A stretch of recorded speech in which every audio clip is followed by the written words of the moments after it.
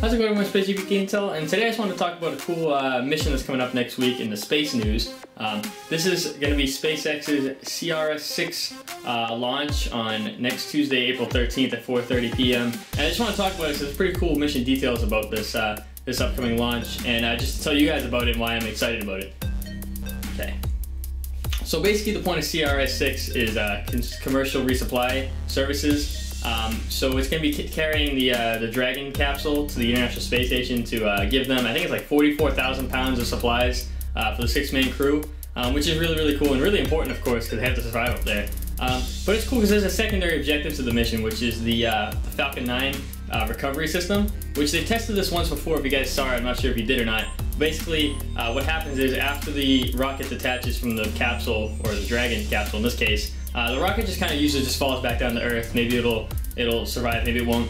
And basically what they're trying to do is save a lot of money and be able to reuse and reuse these rocket pods. So basically what this does, the recovery system, is basically the rocket comes back down, and as it's coming down, it's being controlled by, of course, back at the mission control of where to land. And the landing site is this big barge off the coast of the Pacific Ocean.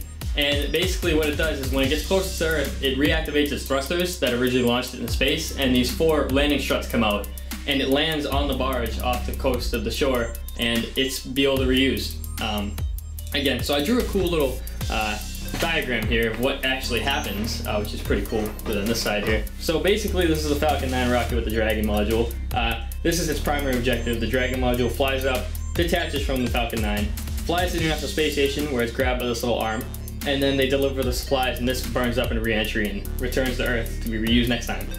So this is the Falcon 9 secondary objective, the recovery system. So basically this detaches, it's just floating around there, and then as it's coming back to Earth, when it gets closer, it reactivates its thrusters, and landing struts come out, and then it lands on this little barge outside the Pacific Ocean. This is the second time they'll be testing this. They did some tests and stuff without launching it into actual orbit, but they did one other test. They tried to recover it, and it kind of just missed the barge and landed off the side. So hopefully they'll be more successful this time, but it's a really cool technology. It's going to save NASA and SpaceX and the government a lot of money with these launches. But however, that is a secondary objective. The primary objective is still to get the supplies to the International Space Station. So if it turns out that the recovery system doesn't work, that's so be it. That's just its secondary objective. They figured they might as well test it if they're sending this Dragon module up. But I thought that was really cool to tell you guys about it, and I urge you to watch it because these launches are really fun to watch. NASA live streams them, as well as SpaceX, I believe. They both stream them on their websites.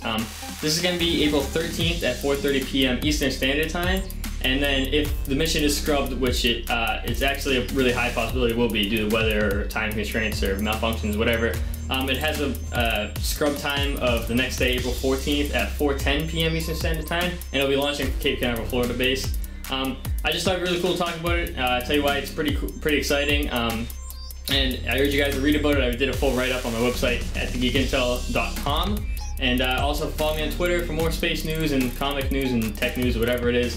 Whatever I'm tweeting about at the moment, at thegeekintel. And be sure to check out the links below for all the information on this topic. Thanks, guys. See you later.